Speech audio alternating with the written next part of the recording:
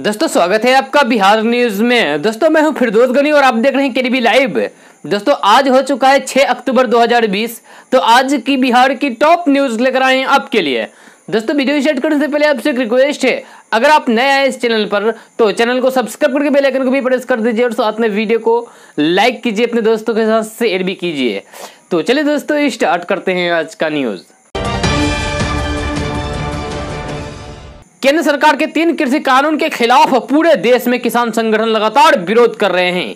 पंजाब हरियाणा में किसान बड़ी संख्या में इस कानून के विरोध में सड़कों पर उतर आए हैं। जी हां, किसान इस कानून का विरोध भूखे प्यासे कर रहे हैं। ऐसे में एक वीडियो वायरल हो रही है जिसमें किसान को स्थानीय मुस्लिम बड़े स्तर पर खाना खिला रहे हैं। इसके लिए उन्होंने लंगर चलाए हुए हैं। जी हां, ये वीडियो काफी वायरल हो रहा है। इसमें प्रदर्शन कर रहे किसानों को मुस्लिम और सिख भाई एक साथ खाना खिलाते दिख रहे हैं। उन्होंने भूखे प्यासे किसानों को खाना खिलाया। इस भाईचारे का वीडियो भी सोशल मीडिया पर तेजी से वायरल हो गया है। वीडियो देखने के बाद ये पंजाब के किसी स्थान का लग रहा है, जहां इस वीडियो में दिख रहा है कि बड़ी संख्या में किसान विरोध कर रहे हैं और विरोध करने के लिए बैठे हैं। इस दौरान सिख और मुस्लिम भाई आपस में मिलकर सबको खाना बांट रहे हैं।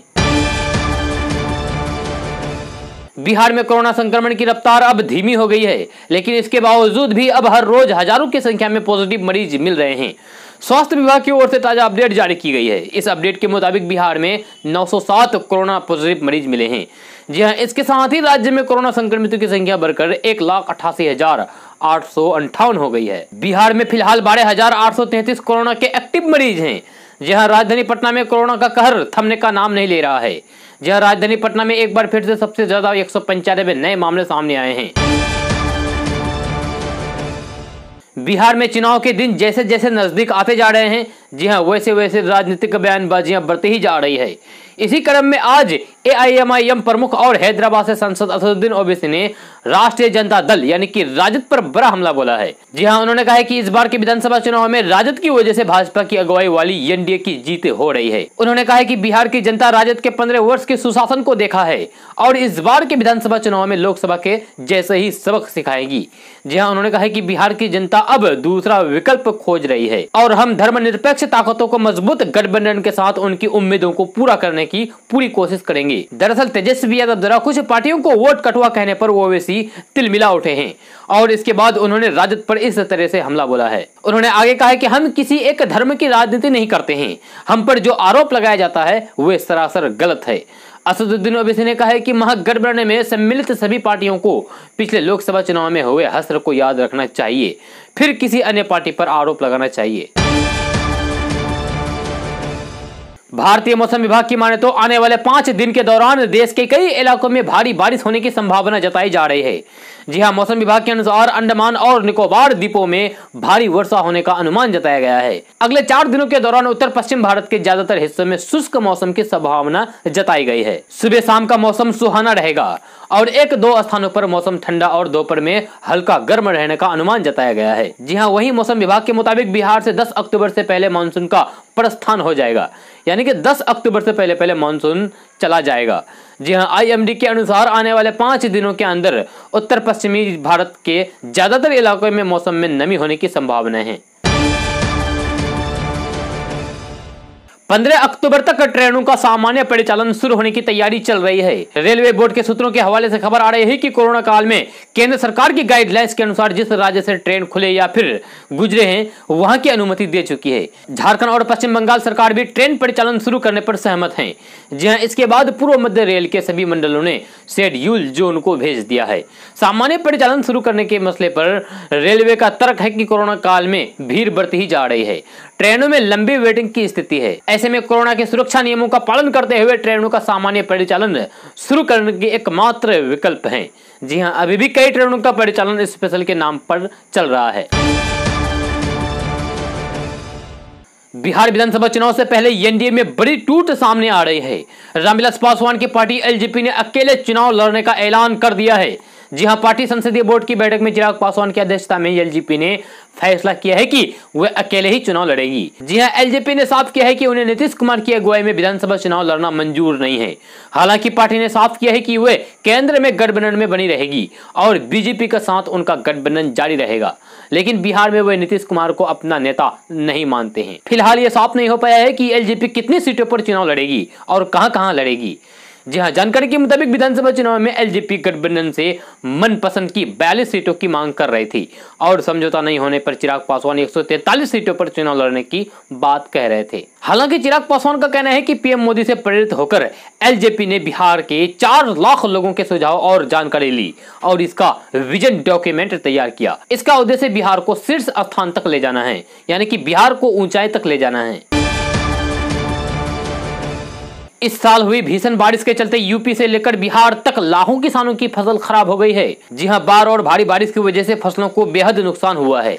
जी हां, सरकार की तरफ से रोजाना 2022 तक किसानों की आय दोगुनी करने की बात तो की जा रही है, लेकिन जमीनी सच्चाई बिल्कुल अलग है, यानी कि उलट है। किसानों का कहना है कि फसलों को हुए नुकसान का अब तक सर्वे नहीं हुआ है, तो मुआवजा की बात छोड़ ही दीजिए, मुआवजा कैसे मिलेगा। यूपी के कई जिलों में किसानों के फसल को लगातार हुई बारिश से बेहद नुकसान हुआ है। कहीं कहीं तो फसल पूरी तरीके से बर्बाद हो चुकी है। वही हाल बिहार का भी है। भारत समेत दुनिया के तमाम देश कोरोना के वैक्सीन के लिए तेजी से काम कर रहे हैं।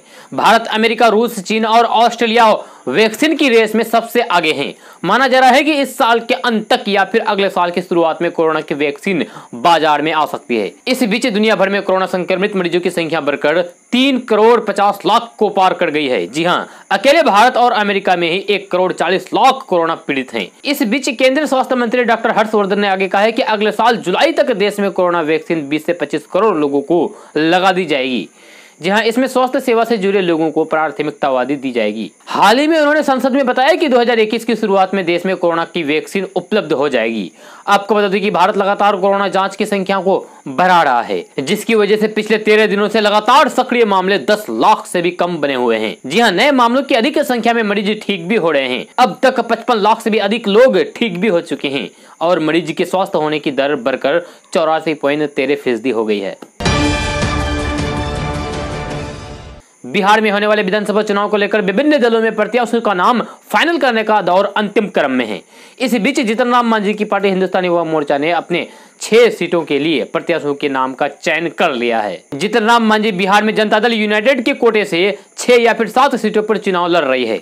जी हां, पार्टी द्वारा जो लिस्ट में नाम फाइनल किए गए हैं उसमें से जीतन राम मांझी के परिवार के 3 सदस्यों को टिकट दिया गया है। खुद जीतन राम मांझी जहां गया जिले की इमामगंज सीट से चुनाव लड़ेंगे, तो वहीं दूसरी ओर उनकी समधन और दामाद भी इस बार चुनावी दंगल में अपनी किस्मत आजमा रहे हैं। जीतन राम मांझी की पार्टी हम के मुताबिक इमामगंज से जीतन राम मांझी, बाराचट्टी से ज्योति देवी जो कि मांझी की समधन है, मखदुमपुर सीट से जीतन राम मांझी के दामाद देवेंद्र मांझी चुनाव लड़ेंगे।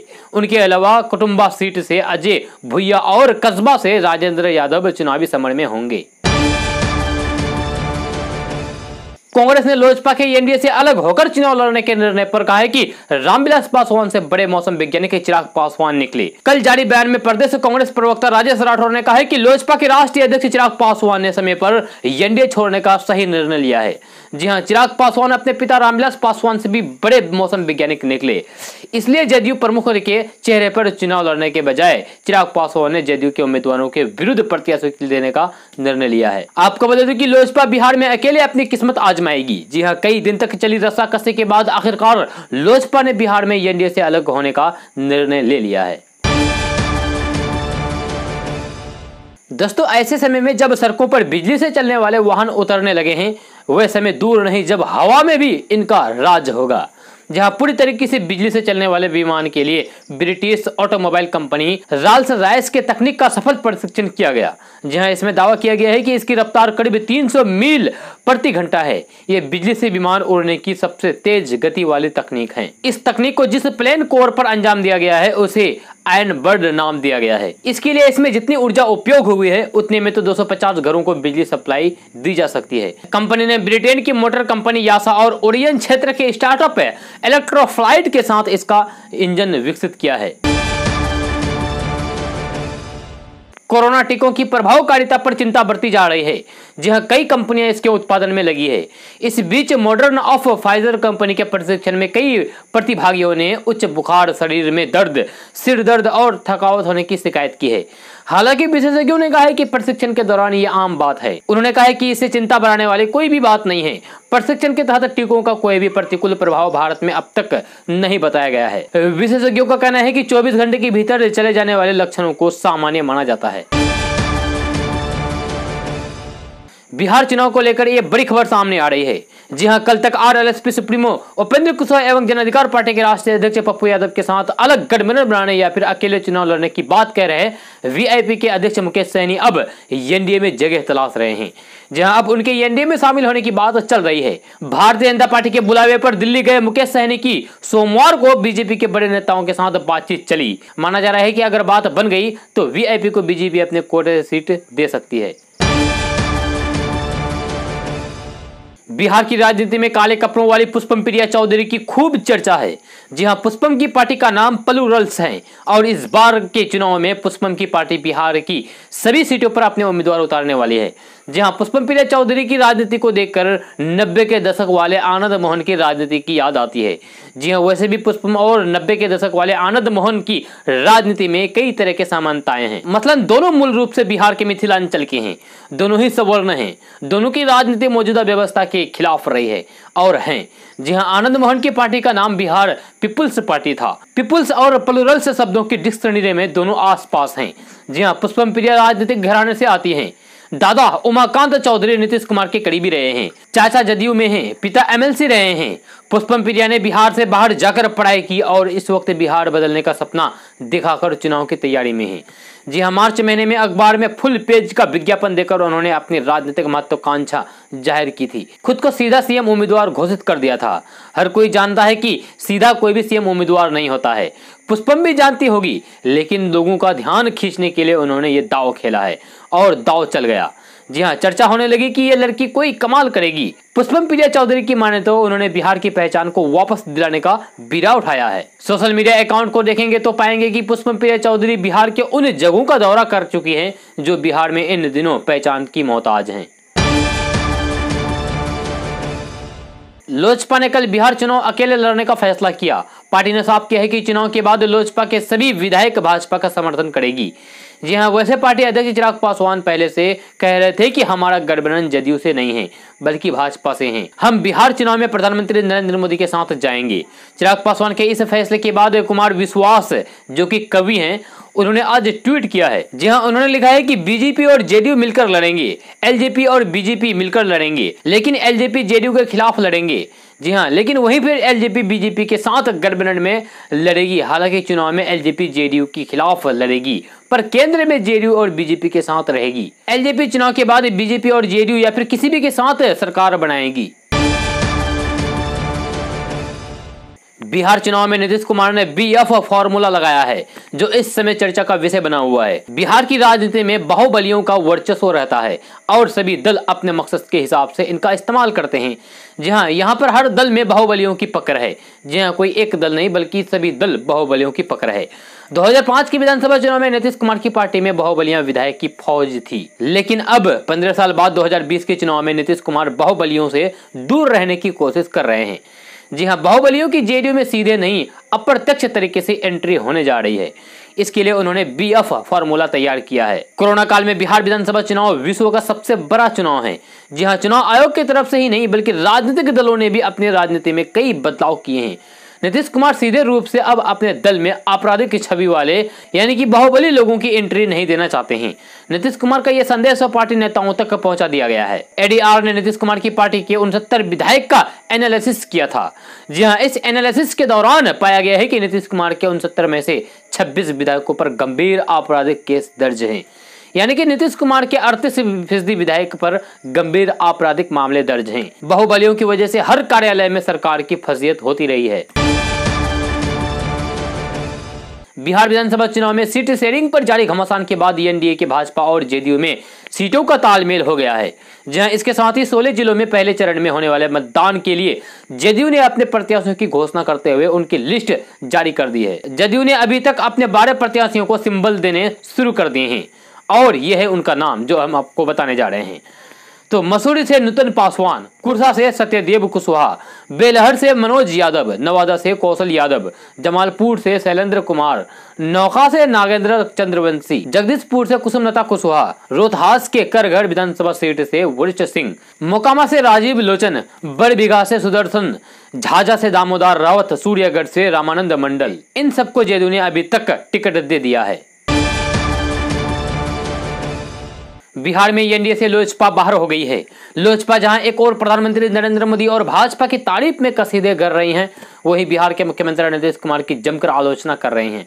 जी हां, भाजपा ने पहले ही मुख्यमंत्री नीतीश कुमार के नेतृत्व में विधानसभा चुनाव लड़ने की घोषणा कर दी है, जबकि लोजपा को नीतीश का नेतृत्व स्वीकार नहीं हुआ है। लोजपा के इस निर्णय से साफ है कि लोजपा न केवल नीतीश की नाराजगी वाले वोट बैंक को साधने की रणनीति बना रही है, बल्कि भाजपा के साथ रहकर उसका फायदा भी उठाने की कोशिश में है। उधर भाजपा अब तक लोजपा के खिलाफ खुलकर नहीं बोल रही है और न ही लोजपा अब तक भाजपा के खिलाफ मुखर हुई है। राजनीतिक जानकार संतोष सिंह कहते हैं कि लोजपा नेतृत्व को आज नहीं बल्कि कल की चिंता है। उन्होंने कहा है कि लोजपा जैसे कह रही है कि 143 सीटों पर चुनाव लड़ेगी, तब वो अपने संगठन को न केवल मजबूत बना लेगी बल्कि कुछ न कुछ सीटें लेकर आ ही जाएगी। उन्होंने आगे कहा है कि लोजपा 5 साल बाद होने वाले चुनाव में भाजपा के मुख्य सहयोगी बनने की ओर नजर रखे हुए हैं। लोजपा के एक नेता ने कहा है कि पार्टी भाजपा को परिदृश्य में रखकर 10 से 15 सीटें जरूर जितवा देगी। उन्होंने आगे कहा है कि पार्टी भाजपा के साथ मिलकर खुद को भाजपा के मुख्य सहयोगी के रूप में पेश करना चाहती है। वैसे कुछ लोगों का मानना है कि चुनाव के बाद लोजपा सत्ता के लिए महत्वपूर्ण हो सकती है। भाजपा हमेशा गठबंधन में दूसरी पार्टी रही है। पिछले चुनाव में जेडीयू 71 सीटों पर विजय हुई थी तो भाजपा को 53 सीटें मिली थी। कोरोना संकट के बीच अगर आप त्योहारों पर अपने घर जाने का प्लान बना रहे हैं और आपको ट्रेन टिकट नहीं मिल पा रहा है तो मायूस होने की कोई जरूरत नहीं है। जी हाँ, क्योंकि भारतीय रेलवे ने दुर्गा पूजा, दशहरा, दीपावली और छठ पर घर जाने वाले लोगों के लिए खास प्लान बना रहा है। कोरोना काल में त्योहारों पर सभी स्वास्थ्य प्रोटोकॉल को ध्यान में रखते हुए लोगों को घर पहुंचाने के लिए रेलवे ट्रेनों की संख्या में बढ़ोतरी करने जा रहा है। जी हाँ, रेलवे बोर्ड के अध्यक्ष और सीईओ वीके यादव का कहना है कि 15 अक्टूबर से 30 नवंबर के बीच 200 विशेष ट्रेन चलाने की योजना बना रही है। इन ट्रेनों में सबसे अधिक बिहार, झारखंड और पश्चिम बंगाल के लिए होगी। जी हां, रेलवे बोर्ड के अध्यक्ष और मुख्य कार्यकारी अधिकारी सीईओ वीके यादव ने बताया कि इनमें से आधी से ज्यादा ट्रेनें बिहार, झारखंड और बंगाल की जोड़ने वाली होगी। इसके अलावा इन ट्रेनों की संख्या भी बढ़ाई जा सकती है। महागठबंधन में अपने खातों की 19 सीटों पर सीपीआई एमएल ने कैंडिडेट के नाम की घोषणा कर दी है। जी हां, पटना में आयोजित प्रेस कॉन्फ्रेंस के दौरान पार्टी महासचिव कॉमरेड दीपंकर भट्टाचार्य ने यह घोषणा की है। आज घोषित सूची में तीनों मौजूदा विधायकों समेत खेत मजदूरों, किसानों, स्कीम वर्कर्स और मजदूरों के संघर्ष और शिक्षा अधिकार, रोजगार और लोकतांत्रिक अधिकार आंदोलन की अगुवाई करने वाले चर्चित नेताओं के नाम शामिल है। जी हां, तीनों मौजूदा विधायक महबूब आलम, सुदामा प्रसाद और सत्यदेव राम को फिर से उम्मीदवार बनाया गया है। महागठबंधन में सीटों का बंटवारा होने के बाद आरजेडी की ओर से अपने प्रत्याशियों के नाम की घोषणा कर दी गई है। इस लिस्ट में आरजेडी प्रदेश अध्यक्ष जगदानंद सिंह के बेटे सुधाकर सिंह को भी मौका दिया गया है। जी हां, वही नौखा से अनीता देवी, चकाई से सावित्री देवी, जमुई से विजय प्रकाश यादव, जहानाबाद से सुदेव यादव, रामगढ़ से सुधाकर सिंह, शाहपुर से शिवानंद तिवारी के बेटे राहुल तिवारी और शेखपुरा से विजय सम्राट को टिकट दिया गया है। डाक विभाग में कई पदों पर भर्ती को लेकर नोटिफिकेशन भी जारी किए गए हैं। जी हां, जो उम्मीदवार डाक विभाग में नौकरी करना चाहते हैं वे आधिकारिक वेबसाइट पर जाकर नोटिफिकेशन पढ़ सकते हैं और ऑनलाइन के द्वारा आवेदन कर सकते हैं। भर्ती नोटिफिकेशन के मुताबिक डाक विभाग ने 1371 पोस्टमैन, मेल गार्ड और एमटीएस पदों पर भर्ती को लेकर आवेदन मांगे हैं। डाक विभाग के इन पदों पर आवेदन करने के लिए उम्मीदवारों की योग्यता पदों के अनुसार 10वीं 12वीं पास होनी चाहिए। जहां उम्मीदवार की आयु 18 से 27 वर्ष के अंदर होनी चाहिए। आयु में छूट की जानकारी के लिए आप प्रकाशित नोटिफिकेशन देख सकते हैं। इन पदों पर आवेदन करने की प्रारंभिक तिथि यानी कि आवेदन करने की शुरुआत तिथि 1 अक्टूबर 2020 है। जी हाँ, जो कि निकल चुका है, जबकि अंतिम तिथि 3 नवंबर 2020 निर्धारित की गई है। डाक विभाग के इन पदों पर उम्मीदवारों का चयन मेरिट के आधार पर किया जाएगा और अधिक जानकारी के लिए आप जारी नोटिफिकेशन पढ़ सकते हैं। और ये नोटिफिकेशन पढ़ने के लिए आपको इसकी आधिकारिक वेबसाइट पर जाना होगा और ये वेबसाइट है www.indiapost.gov.in। जी हाँ, इस वेबसाइट पर जाकर आवेदन कर सकते हैं। बिहार विधानसभा चुनाव 2020 में शिवसेना 50 सीटों पर चुनाव लड़ेगी। शिवसेना अध्यक्ष और मुख्यमंत्री उद्धव ठाकरे ने बिहार चुनाव में उम्मीदवार उतारने की हरी झंडी दे दी है। शिवसेना की बिहार इकाई ने राज्य की चुनिंदा सीटों पर उम्मीदवार उतारने का प्रस्ताव दिया है। हाल ही में शिवसेना प्रवक्ता संजय राउत ने साफ किया है कि मुख्यमंत्री उद्धव ठाकरे ने बिहार चुनाव लड़ने पर अपनी सहमति दे दी है। इस बीच बिहार शिवसेना प्रमुख कौशलेंद्र शर्मा ने पार्टी के सांसद संजय राउत से मुलाकात करके उन्हें प्रदेश की राजनीति के बारे में जानकारी दी। बिहार में विधानसभा चुनाव को लेकर राजनीति तेज हो गई है। जी हां, उधर बिहार एनडीए से अलग होने के बाद चिराग पासवान ने इमोशनल कार्ड खेला है। उन्होंने बिहार की जनता के नाम से एक खुला खत लिखा है, जिसमें उन्होंने लिखा है कि अगर आप नीतीश कुमार को वोट करते हैं तो इसका सीधा सा मतलब है कि आप अपने बच्चों को पलायन करने पर मजबूर कर रहे हैं। लोजपा सुप्रीमो चिराग पासवान ने अपने पत्र में लिखा है कि पापा का अंश हूं, कभी भी परिस्थितियों से हार नहीं मानूंगा और न ही किसी भी कीमत पर बिहार फर्स्ट बिहारी फर्स्ट की सोच को मिटा दूंगा। यह फैसला बिहार पर राज करने के लिए नहीं बल्कि बिहारी कहने पर नाज करने के लिए लिया गया है। शिक्षा मंत्रालय ने 15 अक्टूबर से ग्रेडेड तरीके से स्कूल खोले जाने के लिए गाइडलाइंस जारी कर दी है।